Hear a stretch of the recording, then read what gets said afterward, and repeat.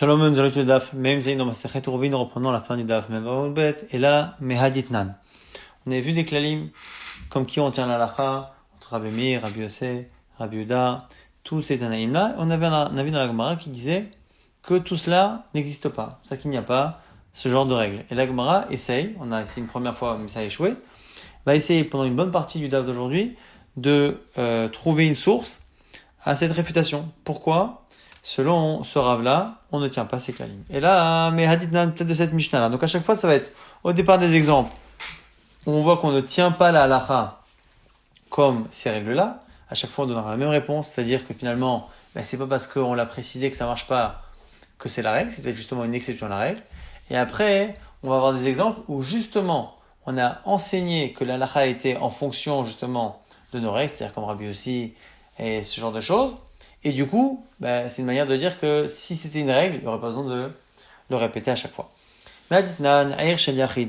Une ville qui est considérée comme étant une ville d'un yachid, c'est-à-dire qu'il n'y a pas 600 000 personnes qui passent dedans. Mais qui devient chez le Rabim, mais Rabim et Kula, on peut faire un hérouv.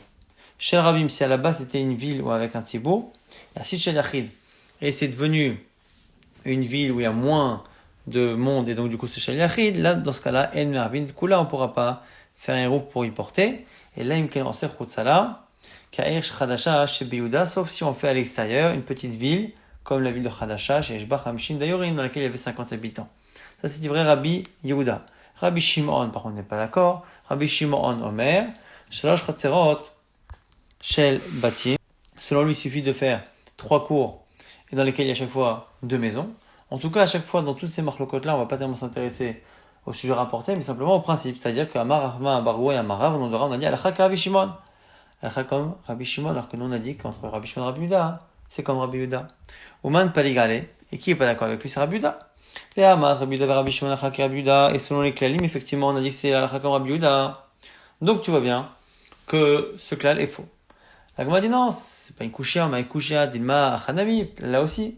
Quand on a dit comme qu'il est l'alacha, on ne tient pas nos principes servent quand il n'y a pas de connaissance claire. Autre possibilité, celui qui ne passe pas Shabbat dans sa maison, qui est dans une autre ville, qu'il soit lui-même juif ou Israël, non juif ou juif, comme il n'est pas présent pour faire le hérouf, il empêche les gens de la cour de porter parce qu'il n'est pas là. Ça, c'est du Rabbi Meir, Rabbi Yehuda Omer, et Noser. Selon Rabbi Yehuda, il n'y a pas de souci.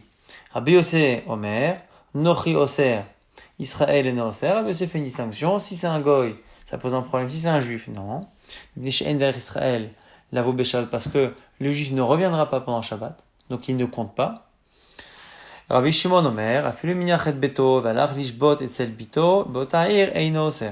Rabbi Shimon dit, même s'il est dans la ville, il est parti faire Shabbat chez sa fille par exemple, et qu'il peut revenir, eh bien, il n'est pas considéré comme étant une présence qui pose problème si on n'a pas fait rouver avec lui, parce que ça il s'est déconnecté de sa maison pendant ce Shabbat. Et par rapport à cette marloquette, Rabbi Yossé, Rabbi Yehuda, Rabbi Shimon, Amar Baroui, Amarav, Al-Chaki Rabbi Shimon, comme Rabbi Shimon. Et qui est en désaccord avec lui? Man Peligale, Rabbi Yehuda. Ve'amat Rabbi Yehuda, Rabbi Shimon, Al-Chaki Rabbi Yehuda. Pourtant on a dit qu'il a comme Rabbi Yehuda, entre les deux. Là aussi, Makushia, Dilma Chanami, Chaditma, Itma, Chadolitma, Eloitma, même chose. Quand on sait comme qui est l'Acha, on n'applique pas notre principe. Mais notre principe est là pour quand on n'a pas l'Acha claire. Et là, Meha, autre possibilité, Ditna, dans une Mishnah, toujours, Vezehu, Shemro, He'ani, Marev Raglav, sur le fait qu'on a autorisé un Hani, un pauvre, à faire un rouv simplement par sa présence, sans forcément dépenser de l'argent pour mettre des aliments.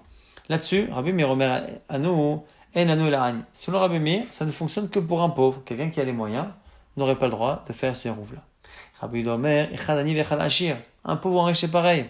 L'homme Mervin Bepat, il a laquelle elle Ashir, Shelo Yetze Ve'Arei Baraglav. C'est l'inverse. La logique, c'est de faire à la base pour tout le monde un hérouv en se présentant sur place, mais on a simplement facilité à celui qui en a les moyens d'éviter de se déplacer, d'être là-bas à l'entrée de Shabbat, en mettant de la nourriture. Mais ça marche quand même pour lui s'il a envie de se déplacer. On enseigne ça devant Rav.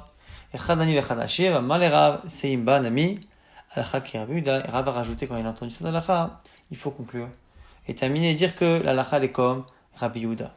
Et la Gemara dit Tartelamali, pour le coup là c'est Rabbi Yehuda contre Rabbi Meir. Nous selon nos règles, l'alakha est comme déjà comme Rabbi Yehuda. Alors pourquoi Ravi l'a précisé si c'est une règle? Donc forcément, s'il l'a précisé, c'est que la règle n'existe pas, puisqu'il a eu besoin de dire ici que l'alakha est comme Rabbi Yehuda. Donc pourquoi le dire deux fois alors? Rabbi Meir, Rabbi Yehuda, alakha Rabbi Yehuda, puisqu'on sait déjà par ailleurs que l'alakha est comme Rabbi Yehuda, entre lui et Rabbi Meir. La Gemara a dit, c'est pas vraiment une kushia. Ou maï kushia din marav, litlel aneklale. Peut-être que Rav, celui qu'on a cité ici, lui ne tient pas ses klalim. Donc lui a eu besoin de dire que l'alakha est comme Rabbi Yehuda. Mais que ces klalim tiennent. Par ailleurs, il faut retenir ici tout de même que c'est la seule fois où on n'a pas complètement objecté, c'est-à-dire que pour Rav, on a effectivement cette possibilité de ne pas tenir ces klalim. Et là, on propose encore autre chose,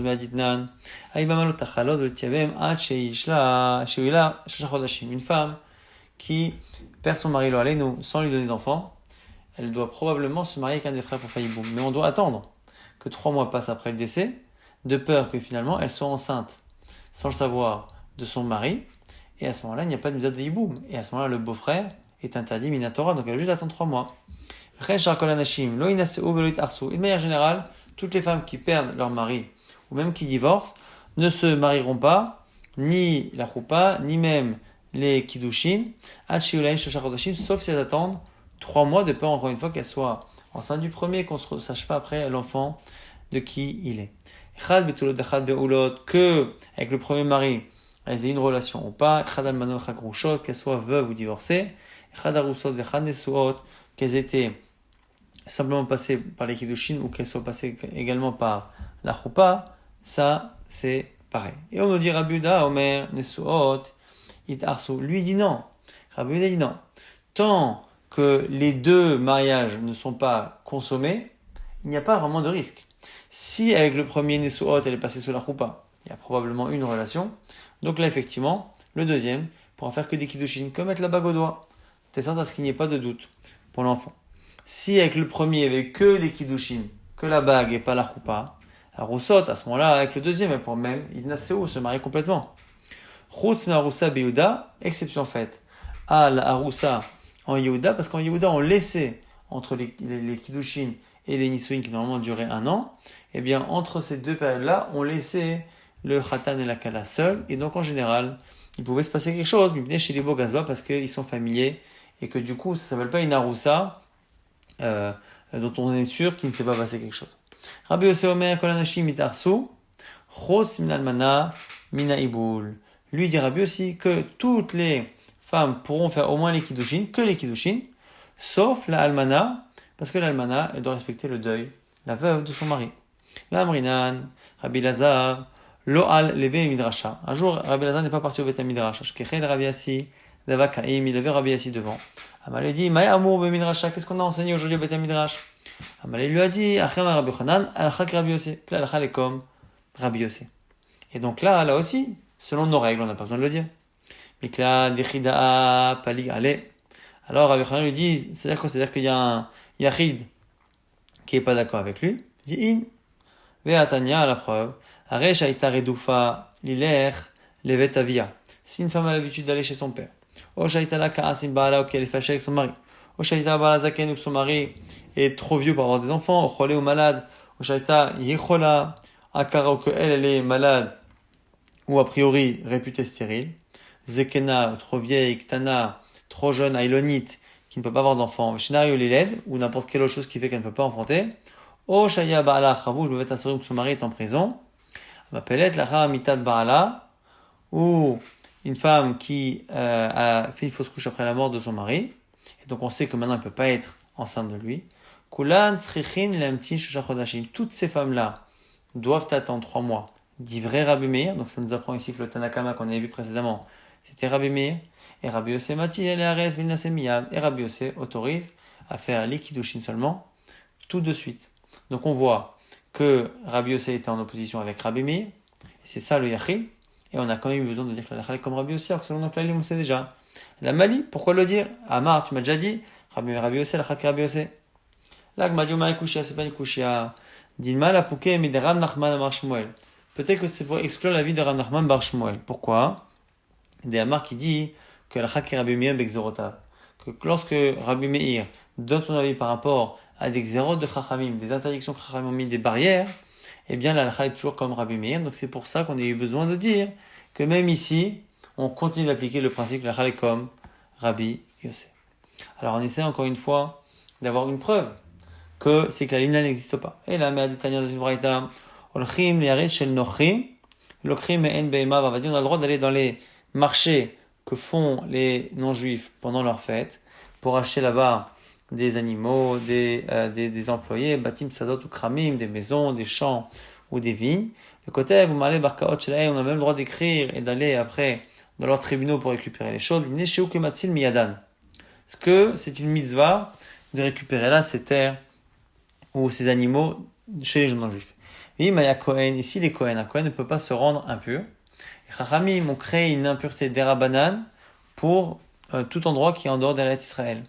Et bien malgré cela, Mitame, Mechutz Haaretz Ladoun, ou la Harer Emaen. Il a le droit, le Kohen, de sortir en dehors d'Eretz Israël pour aller à un jugement avec un non-juif, ou aller récupérer son argent, ou Shem Shemitame Mechutz Haaretz, car Mitame Betakvarot. Et la fin est un peu étrange, puisqu'on dit que de la même manière qu'il peut s'impurifier en sortant d'Eretz Israël, ce qui est une Touma d'Erabanan, il peut se rendre impur au cimetière. Là, on m'a dit, c'est pas possible. Mais Takvarot, Sakadatach, Touma de Horaïtahi, c'est un problème de Horaïta. Et là, Bevet Peraz d'Erabanan, on parle pas d'un vrai cimetière, on parle d'un endroit où on a un doute, où il y a eu à un moment donné quelqu'un qui était enterré, et tout l'endroit devient mis d'Erabanan à saut. Donc ceux qui sont là d'Erabanan, il peut transgresser pour récupérer encore une fois des terrains qui appartiennent à des non-juifs. Ou mitamel isaïcha velilmod, il a également le droit de s'en purifier, se rendre impur en allant en Chutz pour se marier, pour étudier. Amarabuda et Matai bisman shel motse lilmod. Selon Rabuda, c'est quand il n'y a pas de quoi étudier en Israël. Aval motse lilmod, c'est de quoi étudier. Eh bien, loïtame. Et Rabbi aussi n'est pas d'accord. Abinman shel motse lilmod nami itame. Pourquoi? Les filles chez en minakol zoche adam lilmod. Parce qu'on ne peut pas forcément apprendre de tous. On a chacun une aptitude à apprendre de certaines personnes, et donc du coup, même s'il y a des Talmidei Chachamim en Eretz Israël, si lui a besoin d'un Rav qui est en Chutz La'aretz, il a le droit de sortir même s'il est Kohen. Rabbi Yossi donne une preuve, c'est Yosef HaKohen Shalach, Etzel Rabo le Tzaidan Lilmod Torah. Yosef HaKohen un jour est parti chez son maître à Tzaidan en Chutz La'aretz, alors qu'il était Kohen, pour apprendre la Torah, alors qu'en Eretz Israël, il y avait énormément de choses. Donc on a une marloquette à la fin. Est-ce que il peut sortir même si c'est des rabbins en Eretz Israël ou pas? Alors Rabbi Yochanan, al-Chak Rabbi aussi. Et Rabbi Yochanan précise la comme Rabbi Yosef qu'on peut sortir parce que en minakol zochad amilmod. Et la Gemara dit Velamali. Pourquoi dire que la comme Rabbi aussi? Ve'amar Rabbi Yosef Rabbi Yuda al-Chak Rabbi Yosef. Amar Abaye précise que là aussi il y avait une nécessité. On a besoin de ce cas-là. Tachamina nemile vematnitin. On aurait pu penser que ces klalim là, ces règles là, ne fonctionnent que dans des mishnayot. Aval Babraïta et Malo, mais peut-être pas dans une Braïta, Kamash Malan, que finalement, ces klalim-là marchent dans les deux. Donc, du coup, la Gemara n'a toujours pas de vraies preuves pourquoi cet avis-là a pensé que le klalim qu'on a dit ne marche pas. Et là, Chikama, Ane Klale Lav Divrei Akol, Ninhu, de Arav Litle, Ane Klale. Finalement, on corrige ce qu'a dit Ramesharchia, et il a simplement dit que ce qu'on a dit comme règle, sachez que ce n'est pas quelque chose qui est accepté de tous. La preuve, c'est que Rav n'est pas d'accord. Donc il n'a pas dit qu'ils ne veulent rien dire ces klalim-là. Il dit simplement qu'ils ne sont pas acceptés de tous. Shmuel nous dit Nochi, En Konim Shvita. Les objets qui appartiennent à un non-juif, il n'y a pas de Shvita. Donc il n'y a pas de digne de troum de 2000 amot de tous les côtés par rapport à cet objet. Et donc du coup, ils seront plutôt liés à leur propriétaire et non pas à l'endroit où ils se trouvent. La Gemara se pose la question par rapport à qui on a dit cela. Les man. Il est malé Rabbanan, si selon Chachamim, c'est pas shoot. Pourquoi? Parce que Chachamim, on a vu que Ashtach Efker, des lit Léo Be'alim, un objet qui n'appartient à personne, n'a pas de shvita, inconnu shvita, Chefta Nochi des Léo Be'alim, Mi Baya. L'objet qui appartient à un non-juif, il n'a pas de propriétaire juif, mais il a un propriétaire.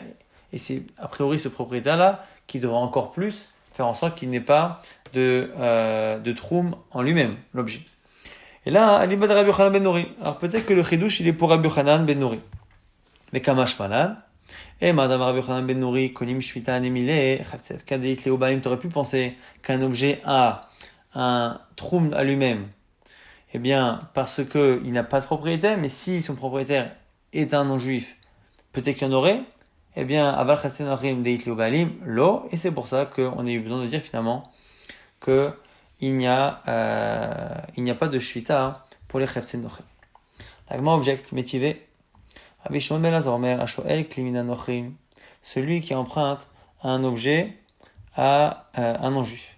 Beyom tov pendant Yom tov, vechen amashil, ou qui prête le nochri klimi erev Yom tov, vechezirolo, il a prêté avant le Yom tov, et le non-juif lui rend pendant Yom tov.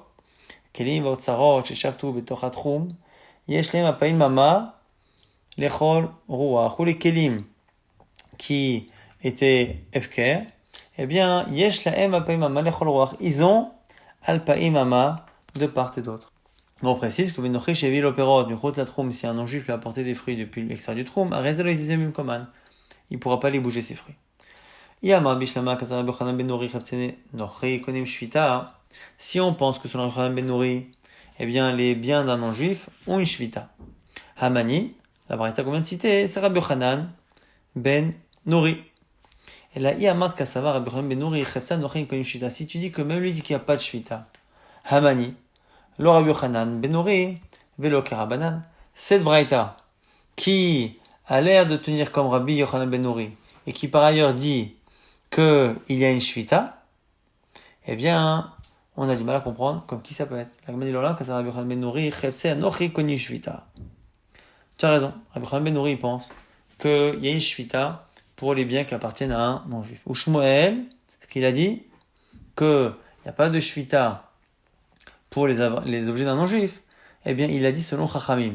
La marque Rabanan. Ah, mais pourtant on a dit, c'est évident selon Chachamim. Parce que même un objet Efker n'a pas de shvita. Des cas, marque Rabanan Pshita, Maoud était maintenant. Qu'est-ce que tu aurais pu penser? Gzera Be'alim de Nochi, Atou Be'alim de Israël, Kamashma. Tu aurais pu penser qu'on fait une Gzera. Et que les objets des non-juifs, on leur donne une shvita à tout Béalim d'Israël à cause des objets qui, eux, appartiennent à Israël. On aurait pu penser que même les objets d'un Israël, eh bien, n'ont pas de shvita, ne sont pas limités aux 2000 amot qu'il y a autour. Eh bien, on aurait pu penser qu'à cette xéra, Kamash Malan, qu'il n'y a pas cette xéra. Donc, finalement, ce qu'a dit Shmuel, c'est selon Chachamim, il y avait quand même un chidouche. Rav Chia Baravin, Amar Rabbi Yochanan, ici on cite Rabbi Yochanan, Chepsen Nochi, Konim Shvita. Lui, il pense justement, comme ce qu'on vient de repousser comme Avamina, que Bémet, les objets d'un Nochi, sont limités à une Shvita, les Zerabalim, les Nochi Atoubalim d'Israël. De peur que les gens confondent et croient que comme il n'y a pas de Shvita pour un objet d'un non-juif, il n'y a pas de Shvita pour un objet d'un juif. Anu, Dechedatu, et Mavrachta. Il y a ici des animaux qui vont être amenés dans la ville de Mavrachta. Sharalou Rava, les Mechosa. Rava a eu des gens de sa ville, des gens de Mechosa qui étaient sur place à Mavrachta. Les Mizan Minayu, il leur a autorisé à acheter ces animaux, a priori, qui étaient venus, donc, Michutz la Techum. Amarle Ravina, les Ravina lui dit, Maïdatar, qu'est-ce que tu penses? Amar évidemment, Shmuel a dit, Chefse, Nochi, Enkoni Shvita. Il n'y a pas de Shvita pour les objets d'un non-juif. Alors, Veha, Shmuel Rabbi Yochanan, Alacha, qui est Rabbi Yochanan, mais pourtant, Rabbi Yochanan dit autre chose. Et elle est toujours comme Rabbi Yochanan face à Shmuel. Rabbi Yochanan